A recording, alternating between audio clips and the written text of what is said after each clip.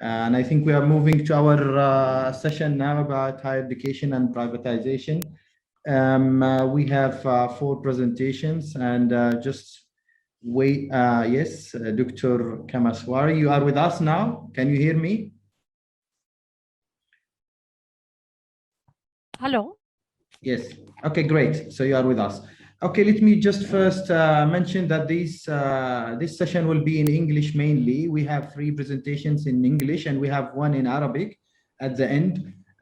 For the audience, if you need to listen to the translation, you can click down at the interpretation down and you change the language that you are wishing to hear from. First of all, my name is Khalaf Al-Abri from Sultan Qaboos University. I'm chairing this session and we have interesting titles and topics today, and we have really marvelous presenters from around the globe. We will start with Dr. Kameswari Peddada. She's an academic presently working as a professor at the Faculty of Business Studies at Arab Open University, Kuwait. She has 31 years of teaching experience and 15 years experience working in research and academic administration. Her presentation will be about the role of private sector in education, the GCC context. The floor is yours. You have 12 to 15 minutes, and I'm gonna check the time and remind you later. The floor is yours, Doctor. Welcome. Thank you very much for giving me a great opportunity to present on this topic. See, need for transformation in GCC. GCC nations are blessed with nature's bounty. By adapting modern technology and wisely managing resources, they have achieved great progress in transforming their economies from the developing towards the advanced beyond the wildest dreams of anyone in the pre-oil era. But the going is now getting increasingly tough from population growth, rising expectations of people, fluctuation in international oil prices, prospect of dwindling oil reserves, advances in non-renewable sources of energy, risks from a narrow commodity-based economy. Transformation into broad and knowledge-based economy is the need of the hour to preserve and maintain the progress achieved. This needs on educated, well-trained, and multi-talented human resource. That's what we call now human capital, through greater investment and innovation in delivery of education. Need for the study in a knowledge-based economy, universal, equitable, and quality education is a priority.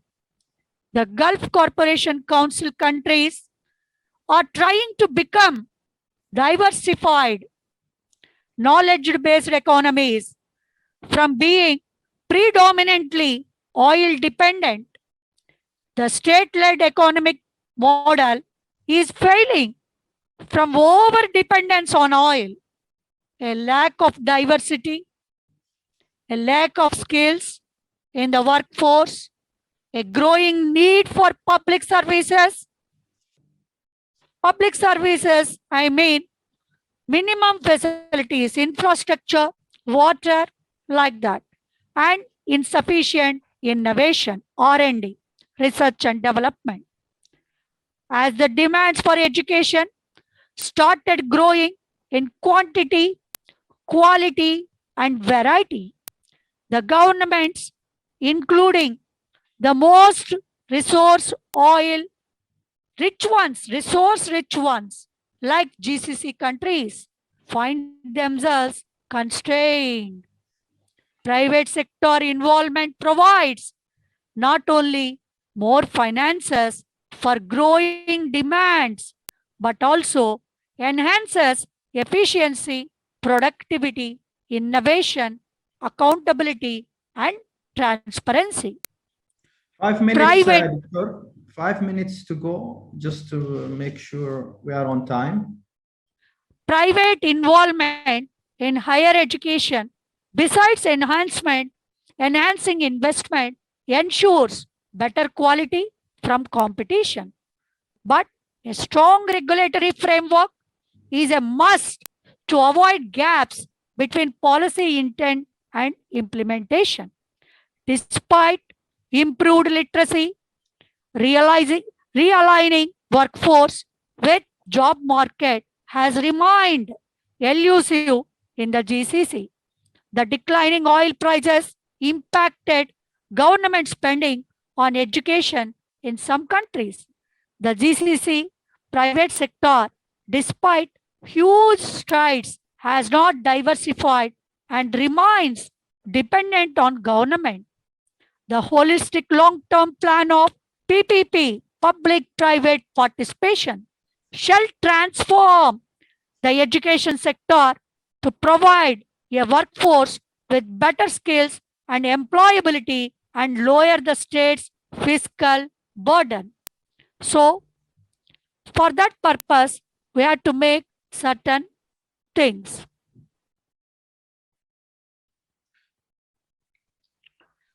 What do you mean by here?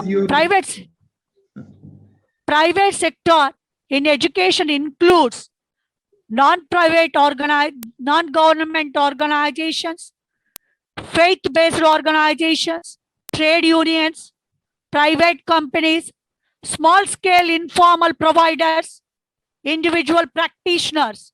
Here, faith-based madrasas, trade unions, technology, that is polytechnic institutions, individual practitioners, consultants.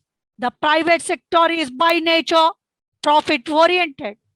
They have the finances, capacities, capabilities, flexibility, innovativeness, and efficiency to meet the rising and varied demands to deliver educational services in a cost-effective, transparent, and accountable manner.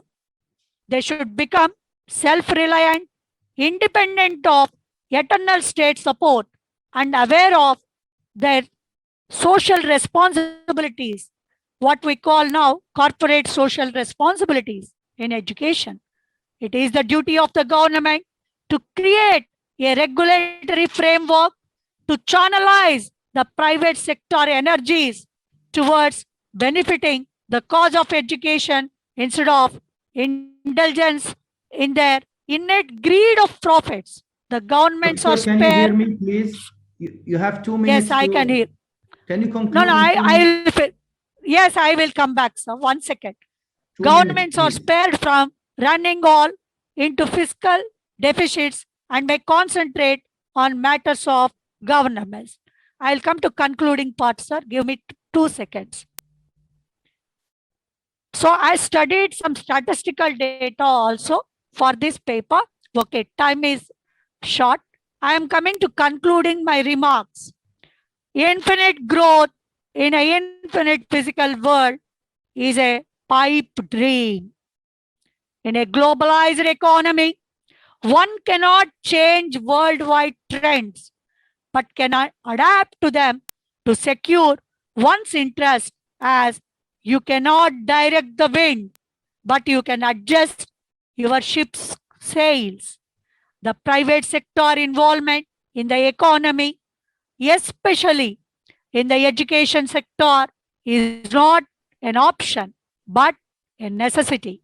It supplements investment, creates workforce with broad-based skills, and saves governments from fiscal deficits. Governments of the GCC, like all others, should create strong regulatory environment and suitable institutions to supervise quality and equity in education, while encouraging investment and competition. The vision of GCC countries to transform into broad knowledge-based economies hinges on creating a strong education base through private sector involvement. The private sector has to come out the shadows of state support, become more assertive, self-reliant, and socially responsible in its enlightened self-interest, and strive to assure quality, equity, accountability in education for the greater good. Thank you very much for giving me this opportunity to present this paper. Thanks one and all for hearing patiently. Thank you very much, Dr. Kameswari, for your presentation. We are moving now to the second presentation about privatizing higher education in the Arab Gulf states, comparative examination of the higher education system in Kuwait and Oman. And we are welcoming Dr. Ahoud. I'm sharing this paper with her. She will present this paper. Dr. Ahoud is an assistant professor at the College of Basic Education in the Public Authority for Applied Education and Training in Kuwait. And she is the president of the Comparative Education Society. The floor is yours, Dr. Ahoud, 15 minutes, and all the best. If you need any support, you let me know. Thank you, Dr. Khalaf. For sure, all the Omani part, all the questions will be transferred to you. You are the expert on Oman. I will just present the information that you have provided and we worked together on. So as Dr. Khalaf thankfully presented the paper, it will be on privatizing higher education in the Arab Gulf states, a comparative examination of the higher education system in both Kuwait and Oman. It is good that we had Dr. Kameswari. She gave us a background on the role of private sector in general in education, but sorry, Dr. Kameswari, I don't completely agree with your views on the necessity of having private sector working in education because there are lots of myths and you covered or came across some of them and we'll discuss them later. So in this paper, I will try to provide a background on the topic of privatization and higher education. Then I'll speak a little bit on the development of higher education and system in both Kuwait and Oman, then the structure and governance of both higher education systems. Then we will figure out or examine the pressures and influences that led to the emergence of the private higher education system, talking a little bit of the finances in each country.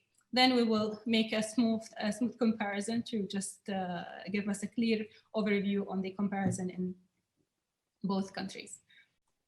So after the, I'll provide an idea of privatization.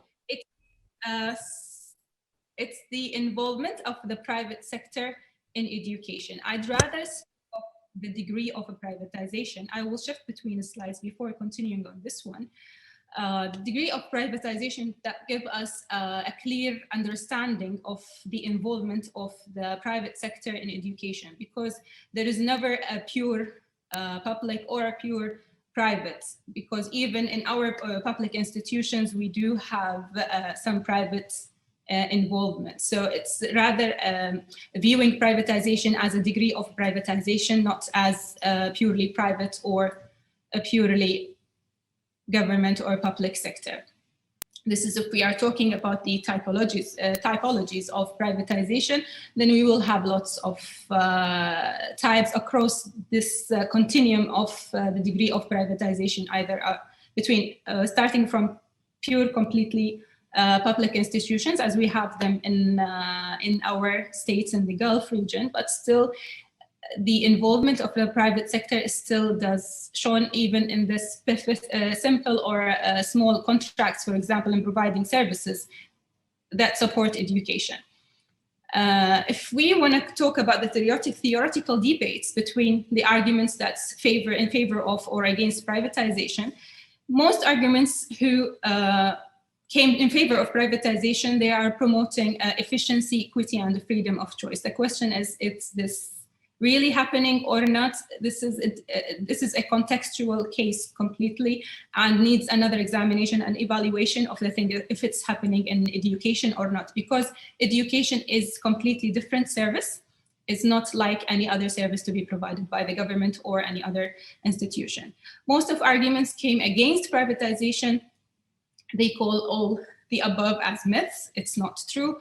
The quality, it shouldn't, like privatization is not necessarily improving the quality, and the quality needs to be identified. What do we mean by quality? And there is always in education a conflict between it and the market, because the market and in the private institutions is always, there's always a focus on profit. At the end, they are profit-generated institutions, unless if they are foundations working for not-profit. Expansion and diversity of the private higher education or the privatization generally, it's happening not only in our countries in the Gulf, it has been a global move, not only regional. So, and we will see why if we discuss the influences or the external influences that influence its emergence and introduction to the country of Kuwait and Oman. Globalization is a heavy influence on the ideology of privatization due to neoliberalism and what it supports through consultancies and others in different countries. If you want to start to talk a little bit about the development of higher education system in Kuwait, simply it started initially by the establishment and the opening of Kuwait University in 1966, followed by the establishment of the PAYET, Public Authority for Applied Education and Training, in 1982 to accommodate all applied education colleges and training centers under one institution. Then we have the Ministry of Higher Education that's responsible or supports students for foreign scholarship department, which constitute a great percentage of our higher education sector or students enrolled in higher education sectors. Then the most recent department or section is the private higher education sector that came into the service in year 2000 after the production of the law 34, PUC 34/2002. If this table will provide us a rough distribution of student enrollments among both public and private institutions, and it can, like this data came from 2018, give us that the private sector currently accommodates about 35 to 40% of the total student enrollments in higher education in Kuwait. So it's constitute or cover a great sector, a great slice of the enrollments in Kuwait. If we want to talk about the structure and governance of the higher education, the Ministry of Higher Education established in 1988 by the Amiri Decree to oversee tertiary education that includes Kuwait University and PAYET, both of them. Both institutions, Kuwait University and PAYET, are independent bodies with an autonomy promoting and regulating their own rules and policies. Each has an administrative board of directors chaired by the Ministry of Higher Education, representing the government side, until recently that there has been a very recent reform. We will discuss it a little bit further. Following the passing of the Private Universities Law, the General Secretariat of the Private Universities Council came to oversee the private sector of higher education. Then we have the National Bureau for Academic Accreditation and Evaluation and Education Quality Assurance. It is an independent body, but still its role to oversee private higher education sector is not clear. The most recent reform that I just talked about is the separation between the Ministry of Higher Education and the Ministry of Education, with splitting responsibilities from schools. So the Minister of Education will be overseeing the schools, and the Ministry of Higher Education will be overseeing until now it's the Kuwait University only, because they eliminate Payet from that thing. But I think this is a mistake that needs to be checked and changed quickly, because any vocational education is considered to be a tertiary education under the supervision of the Ministry of Higher Education. And this diagram will provide us, or just an overview of the structure and governance of higher education that will be chaired by the Ministry of Higher Education. Then we have the public sector, Kuwait University and Payet. Then the private sector, initially overseen by the Private Universities Council, then it has been transformed and changed to the General Secretariat of Private Universities Council. This council has its own structure of governance. The Secretariat Private Universities Council, they adopt or follow a different they call horizontal way of management and leadership to oversee the operation and role of the private sector in Kuwait. I will just move on to Oman. I know I consume most of my time on Kuwait, the development of higher education in Oman. And prior to 1970, no higher education system at all. Between 70 and 80s, the establishment of state college, vocational education and training, teaching diplomas and health diplomas. Then comes the establishment of the Sultan Qaboos University. In the 19s, establishment of the Ministry of Higher Education, then the starting of the private education. In the new phase, implementing the quality assurance and quality enhancement policies. So the royal decree was issued in 1996 to promote the development of private higher education. And the Sultanate First Private Universities was established in 2001, and we see that there is a close distance between the emergence in both countries. The structure of and governance of higher education in Oman, there have been a continuous reforms to the structure and governance.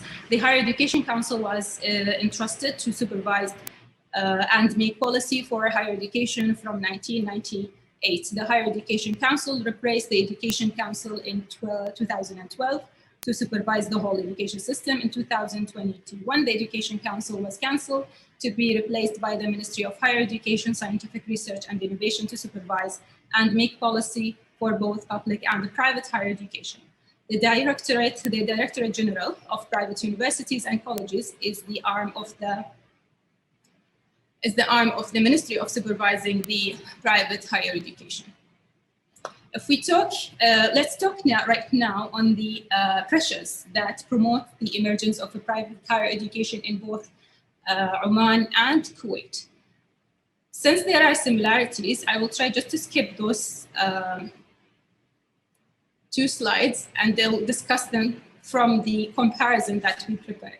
If we talk about the pressures, if you see here, both countries, they've been moved by the demand pressures for higher education enrollments, and it was considered to be a moderator or motivated, a moderator to the establishment or to the production of the policy. It's not the only pressure, but it's one of the most critical one. Also, if you see in Kuwait, there's a public bureaucracies that hinder the development of the public higher education sector for years. Then they reached a phase where they cannot do anything, instead only that relying on the private sector for quick responsiveness and establishment of private institutions. And another pressure that's shared between the countries is meeting the labor market demands, and mainly due to the nationalization policies of labor market that has been implemented in both Oman and Kuwait. We call it Privatization policies in Kuwait and Omanization in Oman. And there is a pursuit of quality, of course, in both countries, and the definition of quality is very broad. There is a very critical element, and they can consider it as, regarded it as an external influencer on the production of private higher education in both countries, is the signing of the GATS agreement, the General Agreement for Trade and Services. which allows many Western universities to operate and work in other across borders. So, and came in a similar timings after the signing of the agreements after 1995 in Kuwait, 1995 in Kuwait and Oman, and then the emergence followed like in 1996 and 2000 in Kuwait. The governance, we've talked about that part earlier. In both countries, they have a body to control the private sector under the Ministry of Higher Education. If we talked about financing and funding system, it is very important here to notice that in the region, because this is shared by Kuwait and Oman, they both private sectors funded heavily by the government through different ways. Like they are both privately owned institutions, but they have a government support through the scholarships, internal scholarships that they grant students to study in those institutions, up to 80%, for example, in Kuwait. And Oman, they have a matching grant of 50% of capital contribution to maximize the amount of 3 million. There is offset program, for example, in Kuwait, the free lands to be offered by the government. So they are heavily supported and funded by the government. Their size in Kuwait, there we have now more than 14 working institutions and maybe 6 or 9 still licensed, and they enroll, accommodates about 40% of student population. In Oman, we have 27 private universities and colleges with enrollment of around 35,000 students. The question is now to conclude on why we still have to rely on the private sector to run the higher education in Kuwait and Oman, especially that they are heavily funded by the government. The question is, those private institutions really helping the government in cutting funds on expenditure on the private higher education and higher education sector or not? I will stop now and leave it up for the question and discussion. Thank you, Dr. Khalaf. Thank you very much, Dr. Ahoud. You are on time, exactly after 15 minutes. Great presentation. You made us thinking about the future of private higher education institutions in the region, not only Oman and Kuwait, with that kind of support from our governments. I mean, the question about, now we are facing a lot of issues and challenges and difficulties in terms of, our economy. So what about funding those universities? Are they going to sustain without the government's funding?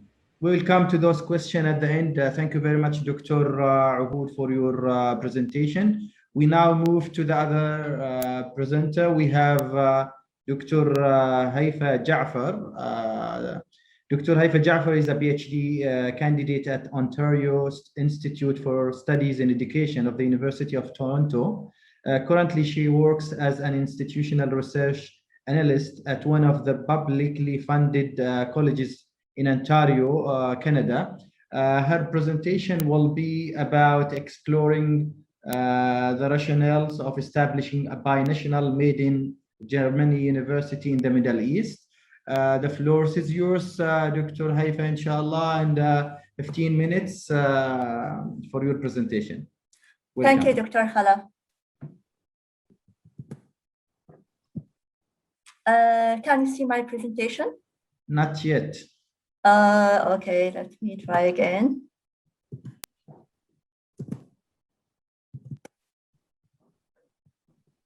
Yes, now. Okay. Okay, so thank you, Dr. Ahoud, for your presentation.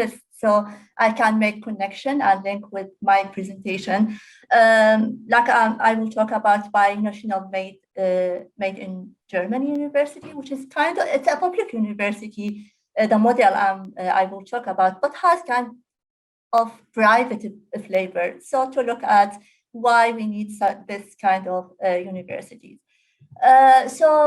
The binational, or what it's called also made in Germany university, or also it's called foreign-backed universities, it's a German model like recently expanded around the world. And it's part of the transnational higher education activities of Germany. They wanted to have like this competitive and to be present in the global education arena. And they are started to explore different kind of activities, including binational university. So this table, as you see, these are many of universities, most of them are in the Middle East.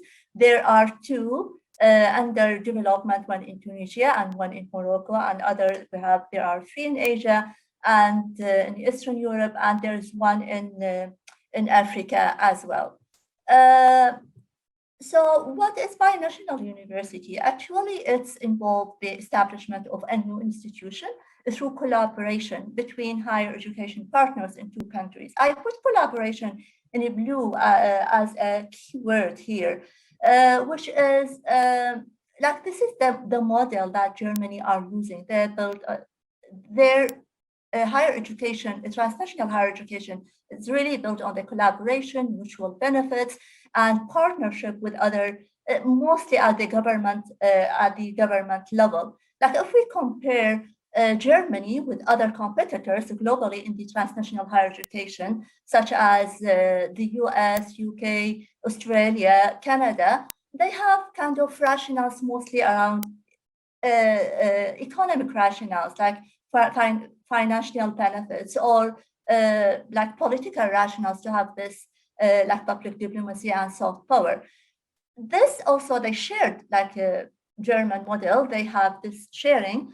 They share the same idea of to have soft power and public diplomacy and presence in especially in the Middle East, which raised the question: okay, if this is the rationale for sending country, what is the rationales for receiving country?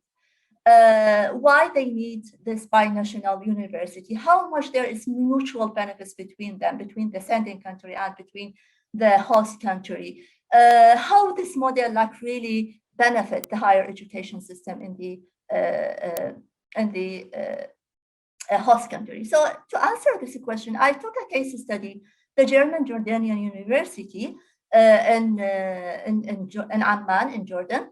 The university, what is interesting, like it's the purpose of the university, like has been framed by the founder, by the government, by the administrators in the other university, to bring together the best of both countries, Germany, Jordan, and Germany. So we have this Jordan model, and then what Jordan has like to contribute in this. So this is what we need to explore. And the aim of this university, it's, as you would expect, a binational university, German, which is basically it's applied sciences kind of model of the university, to prepare highly skilled graduates, like to contribute to the economy, to contribute to the industrial and economic development of Jordan for the case study I'm taking.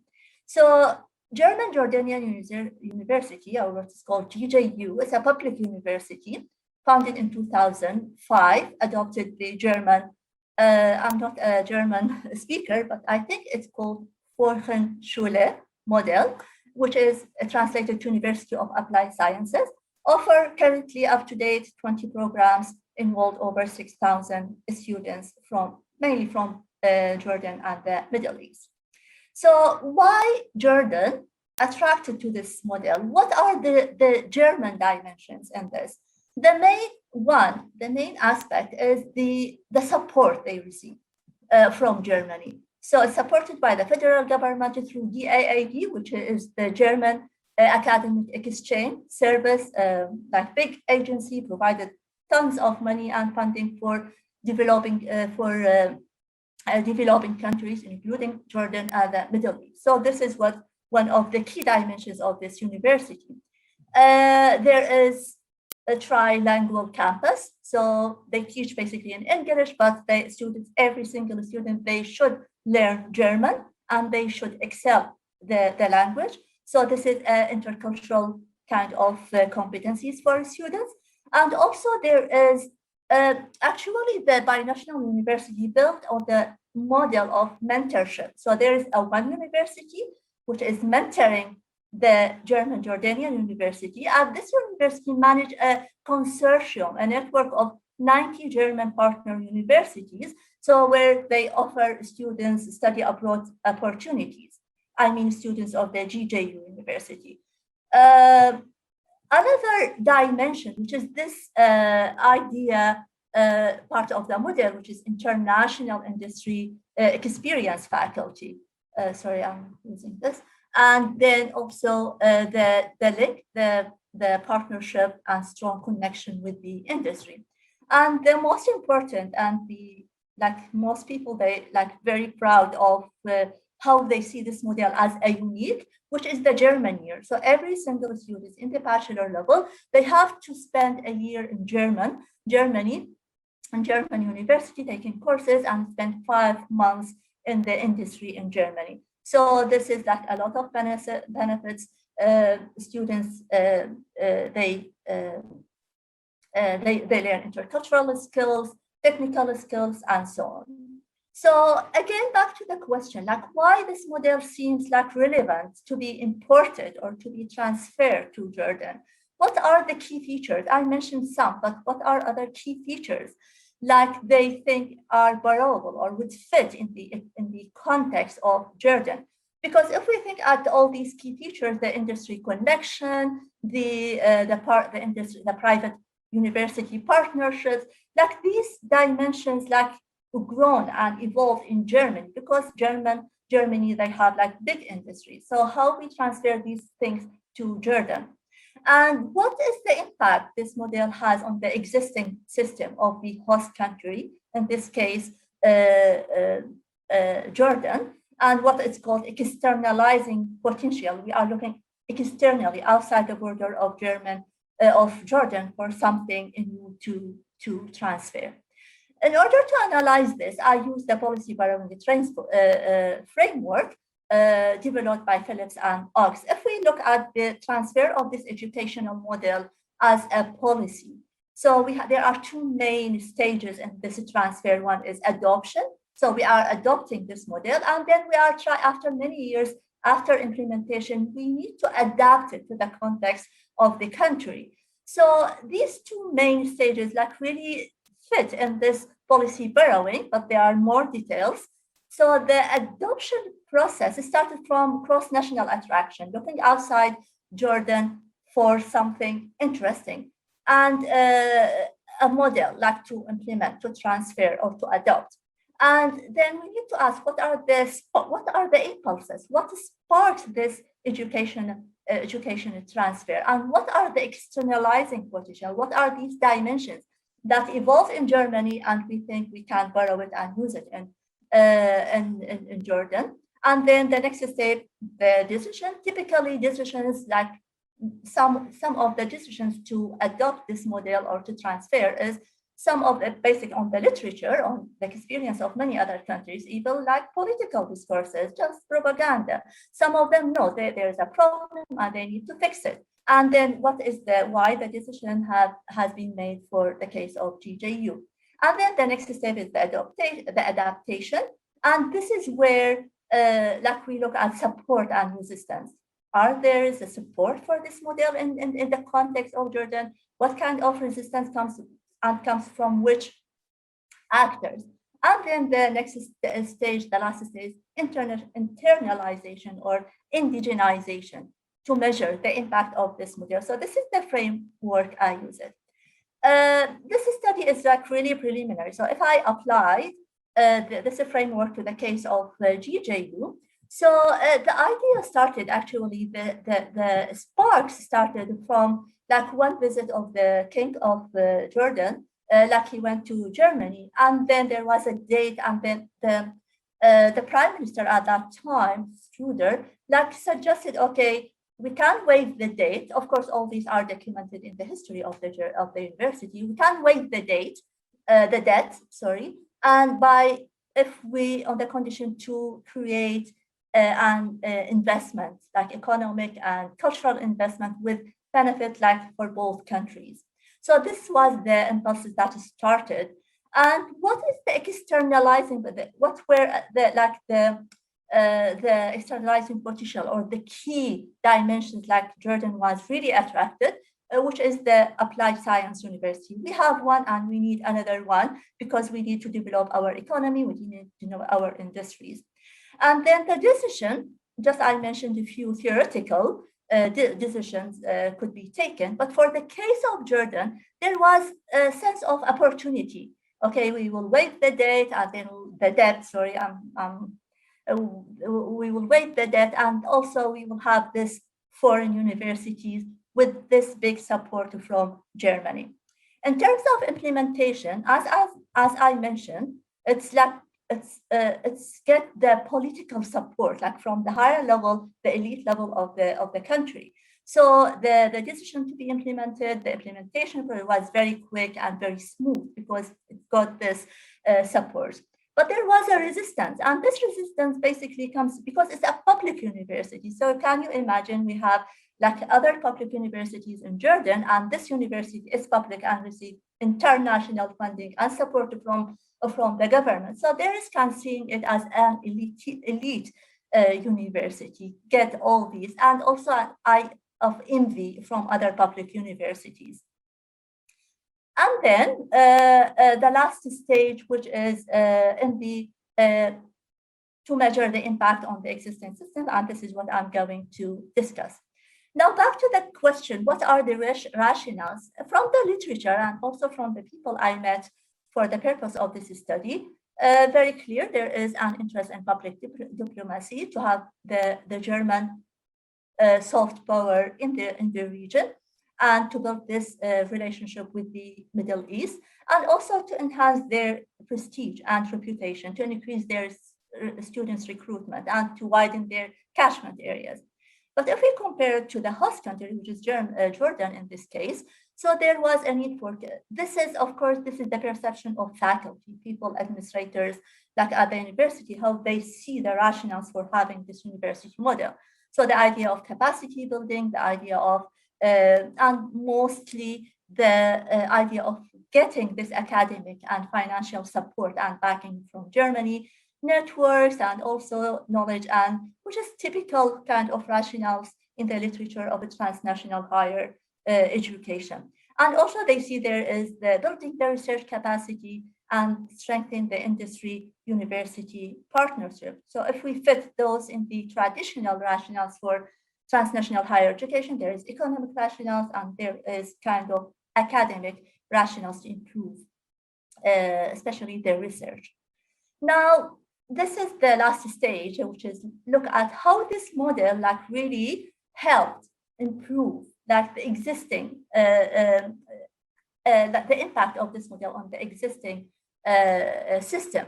So if we think at the higher education in like Jordan at the higher level, there's no much impact, but maybe the impact within the institution itself. So, for example, I put the phrases in red to see the gap between what is imagined, the externalizing potential, and the reality. So, for example, applied curriculum. This is one of the key dimensions of the German university model.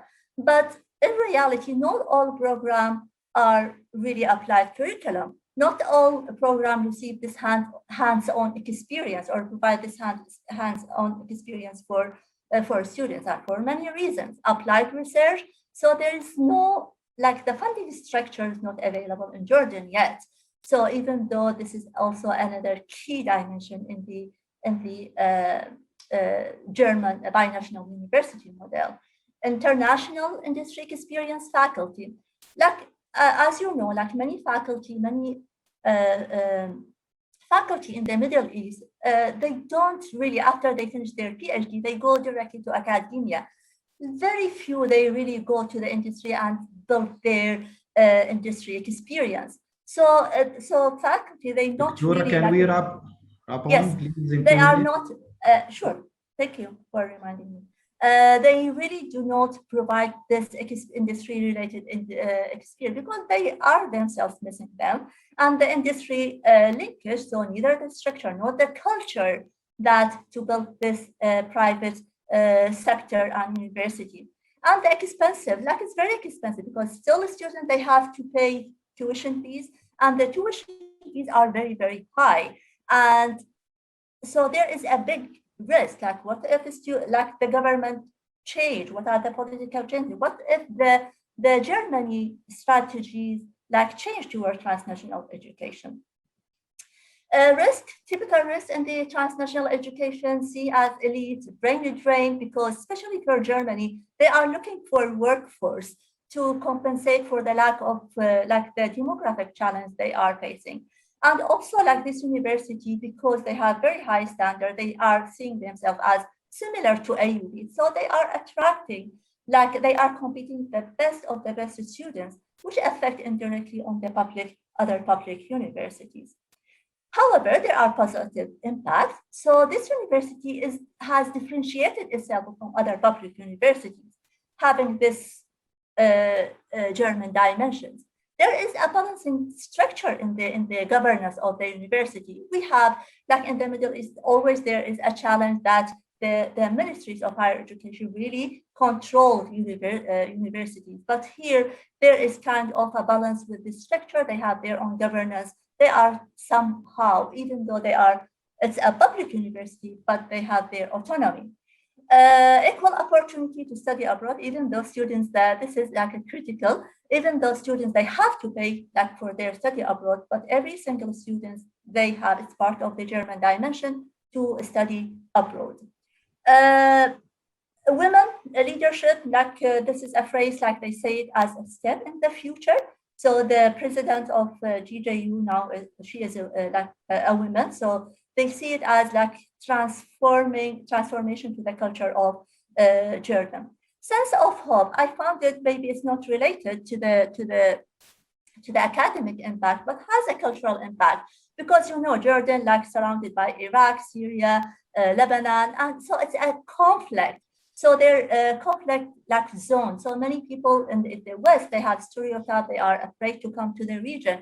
But they, like many participants in my study, okay, so there is a sense to stop you here because and it's a perfect time to finish with sense of hope. Thank you so much. Thank you very much. Sorry for that, but we are limited with the time, and we have I understand. to finish the last presentation. Really, we enjoyed your presentation about establishing this binational university in Oman, and it's an interesting case in which we have one university, also German university here in Oman. And yes. I'm very interested, like this is my next step to continue with my study to look at this. And I got interested in studying the Omani case also. I mean, it's really interesting. Okay, so maybe we can work together. Inshallah. Thank you very much, دكتور هيفا. الآن أعتذر سننتقل إلى العرض الأخير للدكتورة وفاء الأحمدي. طبعا لمن يحب أن يتابع العرض باللغة الإنجليزية يستطيع الوصول إلى أو الاستماع إلى الترجمة من خلال الضغط على الأيقونة الموجودة في الأسفل Interpretation. دكتور وفاء الأحمدي أو إن شاء الله دكتور توبي هي باحثة دكتوراه في أصول التربية بجامعة الإمام محمد بن سعود الإسلامية، حاصلة على ماجستير في التربية المقارنة والدولية بامتياز مع التوصية بطباعة الرسالة، مهتمة بمجال البحث العلمي والابتكار وتطوير النظام التعليمي. طبعا أستاذة وفاء دراستها بعنوان آلية مقترحة لتفعيل الشراكة البحثية بين الجامعات وإدارات التعليم السعودية لحل المشكلات التعليمية في ضوء بعض التجارب العالمية المعاصرة. دكتورة تفضلي 15 دقيقة معك، وإن شاء الله تكون يعني محاضرة وعرض كسابقة. تفضلي يا دكتورة. أهلا وسهلا. شكرا لكم في البداية على قبول الورقة العلمية، وأنا جدا سعيدة بالمشاركة في هذا المؤتمر القيم. حضرت المؤتمر السابق كان حضوريا وكان جدا رائع وممتع. شكرا لكم. في البداية عفوا بس دقيقة أعرض العرض. في البداية ورقة البحثية هي عبارة عن بحث استشعرت هذه المشكلة البحثية كوني طالبة دراسات عليا في مجال التعليم. رأيت إنه أغلب نتائج البحوث التربوية لا تفعل بشكل قيم، برغم أنها أبحاث جدا مهمة لتطوير العملية التعليمية ولحل المشكلات التعليمية. دعمتها الكثير من الدراسات العلمية التي أكدت وجود هذه المشكلة نتيجة ضعف الشراكة البحثية بين إدارات التعليم وبين كليات التربية، كذلك أنه وجود عوامل إدارية منها عدم وجود بنية تنظيمية تتبنى عملية الترابط والتنسيق بين كليات التربية وإدارات التعليم، بالإضافة إلى عوامل اجتماعية أنه ضعف قناعة المسؤولين بفاعلية نتائج البحوث لعلاج المشكلات التربوية وتطوير العمل التربوي. في كثير من الدراسات توصلت أنه لابد أن توجد آلية إجرائية لعمل هذه أو للشراكة البحثية بين الجامعات وبين إدارات التعليم لتكون أكثر قدرة على إنتاج وتطبيق المعرفة. أسئلة ورقة العلمية سوف تكون عن ما طبيعة المشكلة الشراكة البحثية بين الجامعات وإدارات التعليم. عفواً هذا بس لحظة بسوي إخفاء هنا.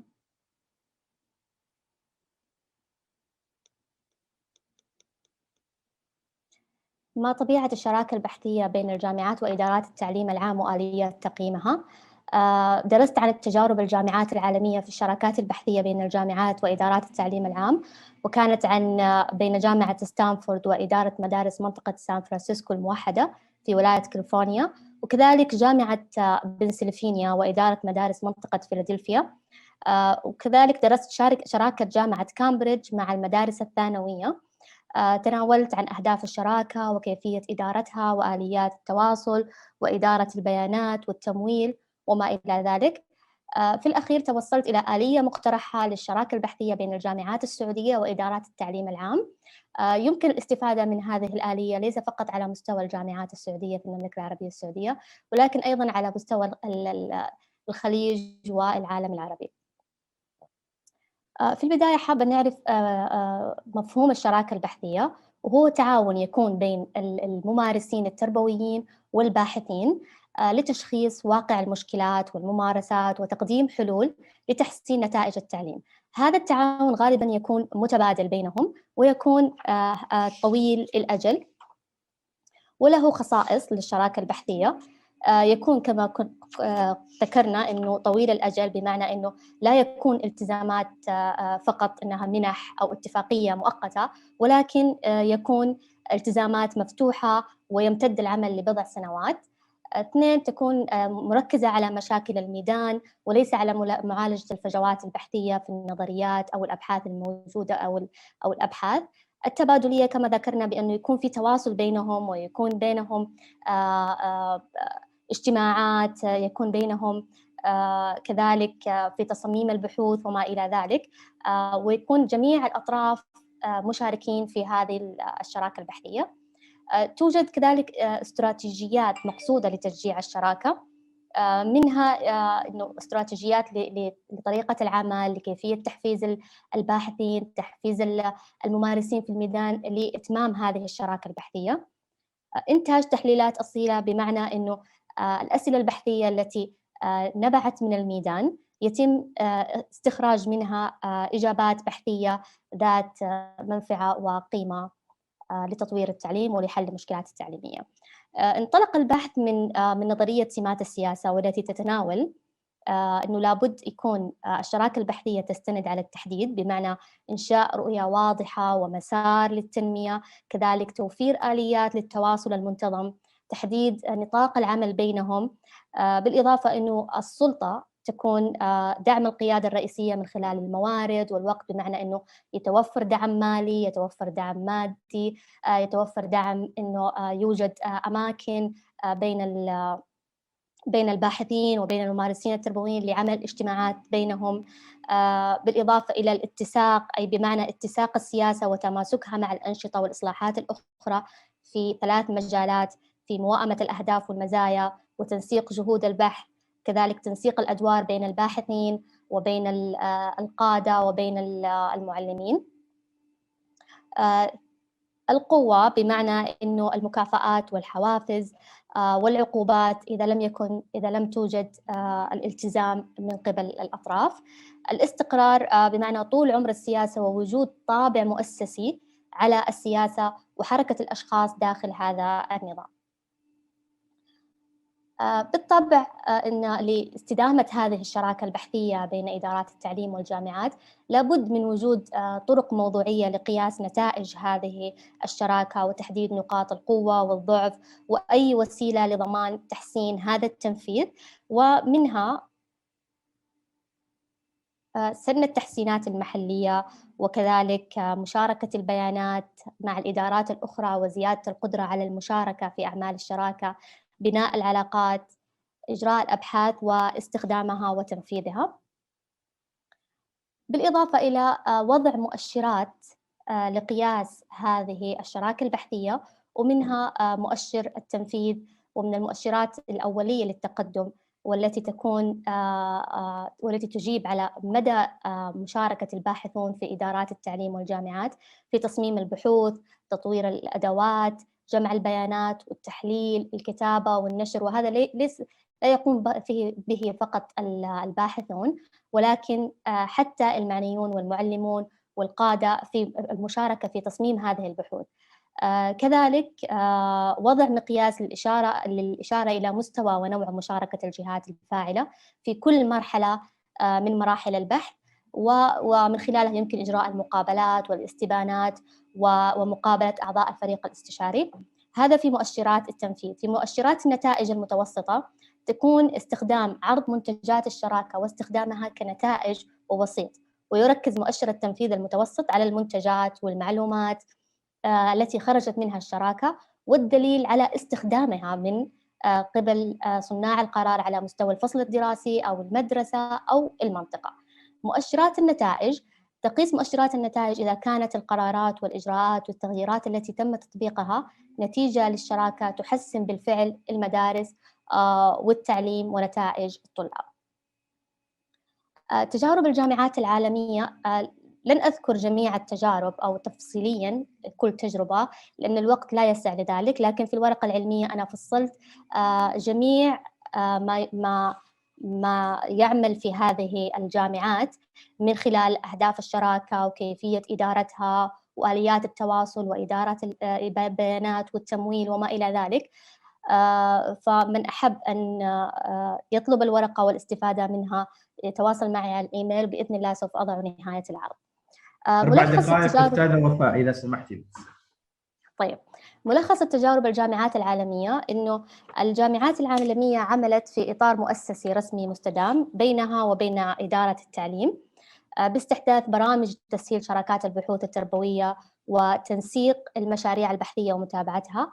هدف الشراكة في جميع دول الدراسة للتجسير بين البحوث التربوية والممارسة واستفادة الميدان من نتائج البحوث التربوية في تحسين العملية التعليمية. حرصت الجامعات على بناء هياكل تنظيمية تكون مستدامة وثابتة للشراكة بين المنظمتين. تتنوع جهات التمويل الشراكة بين الجامعات العالمية، ففي شراكة جامعة ستانفورد تمول الشراكة من قبل منظمة غير ربحية كما تسهم المنظمتين في التمويل، بينما في شراكة جامعة بنسلفانيا فتمولها جهة حكومية متمثلة في معهد العلوم التربوية من وزارة التعليم الأمريكية. وفي جامعة كامبريدج يمول الشراكة معهد تابع للجامعة. كذلك تختلف نماذج الشراكات بين الجامعات والتعليم العام. تميزت جامعة كامبريدج بتنوع النماذج بإشراك المعلمين في إبحاث التربوية في الميدان، ويتم إرشادهم من قبل خبير أبحاث من الجامعة، كما توجد على مستوى المدرسة وفي بين المدارس الثانوية. وتتنوع جهات التمويل كما ذكرنا الشراكة بين الجامعات العالمية. ففي شراكة جامعة ستانفورد تمول الشراكة من قبل منظمة غير ربحية. تعمل الجامعات العالمية على توثيق الروابط في الشراكة والملكية المشتركة بين جميع الشركاء بفتح قنوات التواصل بين المنظمتين من خلال إدارة المعرفة وإدارة البيانات.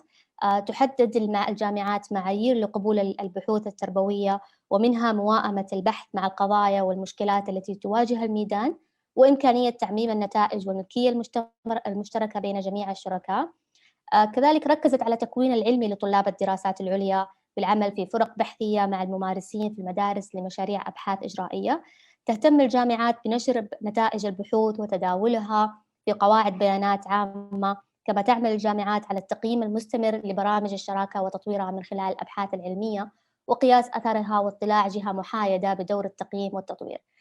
فكما يلاحظ في الجامعات كيف إنها اعتمدت على أسس علمية وعلى أسس على تواصل مؤسسي بين الجامعات وإدارات التعليم، وربما ساعدت الإدارة اللامركزية على هذا الموضوع. الآلية المقترحة أخيراً انطلقت من إذا كانت قادة الإدارات التعليمية والباحثين لديهم موارد وشروط داعمة من أجل العمل معاً على البحوث التربوية والمشاركة بشكل تعاوني طوال عملية البحث وبناء ثقافة داعمة للشراكة، يمكن للباحثين التربويين أن ينتجون أبحاثاً مفيدة للميدان، ويمكن الممارسين استخدام هذا البحث بشكل موثوق في عملية صنع القرار لتحسين ممارسات المعلمين. فتكون على أسس أولاً وجود بنية تحتية تنظيمية لشراكة بحثية طويلة الأجل بين الجامعات وإدارات التعليم في المنطقة التعليمية. ثانياً لابد من بناء ثقافة الشراكة وتوثيق الروابط والتواصل بين الجامعات وإدارات التعليم، تقويم تنفيذ الشراكة البحثية بين الجامعات وإدارات التعليم وأثر البحوث التربوية على تطوير التعليم.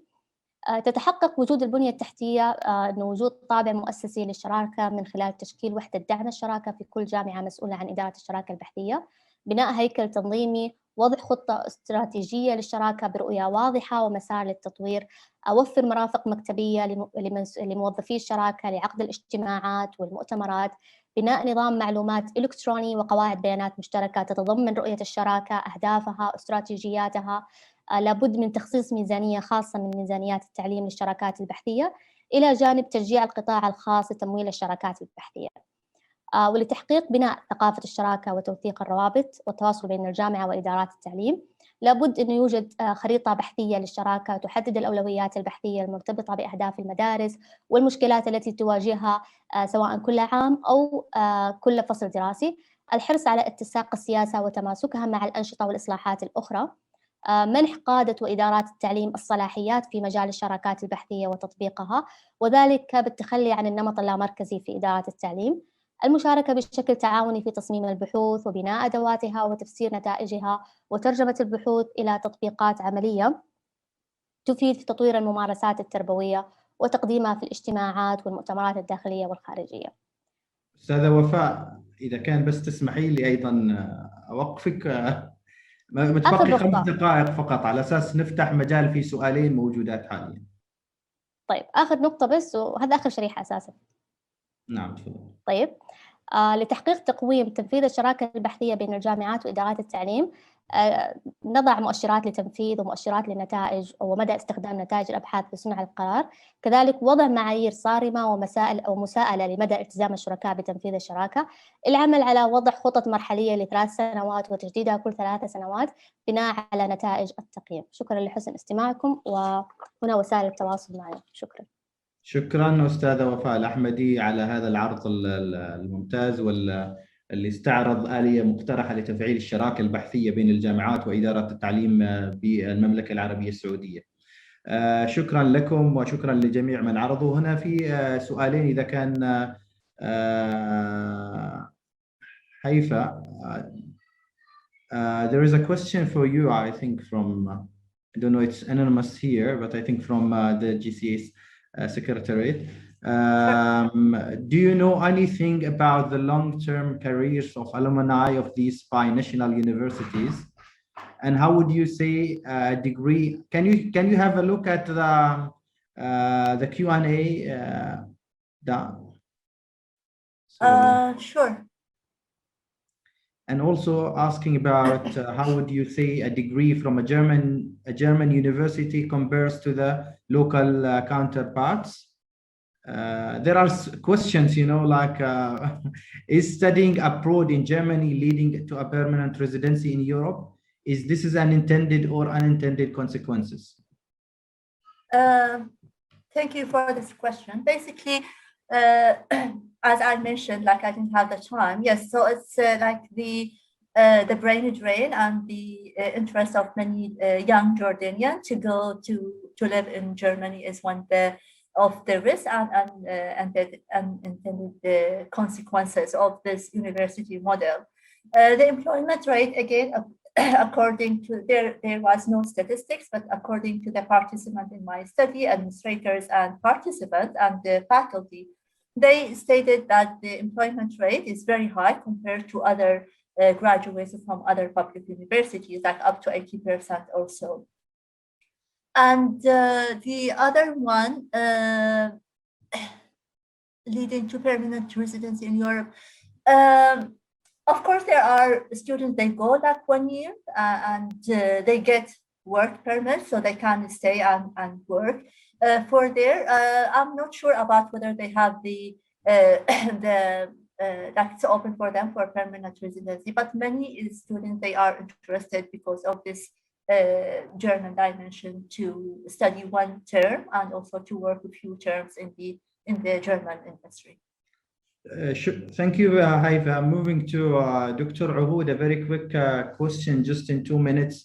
If you would just, from your experience and from as an expert in the area of privatization of higher education, how would you see the future of private higher education institutions in the region, taking into consideration the funding from the governments? Thank you, Dr. Khalaf, for this question. Answering this question, I can't, because my experience is mainly focused in Kuwait, so I can answer on that on behalf of Kuwaiti private sector. As I mentioned in the presentation, that those private institutions are private companies, we can call them, like they are privately owned and run as corporations. So, and I think they reached, most of them reached a situation or a phase where they generate lots of funds relying on the government. Once the government will stop its fund or grants to it, the question is them either to postpone, to stop, or it depends on the higher education policies and enrollment. If it's still going on in public institutions, this is a different case. But if the government stops providing higher education, then they will not have any other options. So there will be an available market. Thank you very much, Dr. Ahoud. I think we have reached to the, to the end of this session. Thank you very much, Dr. Kameswari, Dr. Ahoud, Dr. Hayfa, and inshallah, Dr. Wafa. Thank you very much for your presentation. Really was an interesting session. As an announcement, I think we have a coffee break right now for 15 minutes, and then we'll catch up at after 15 minutes. I think that Dr. Ahoud.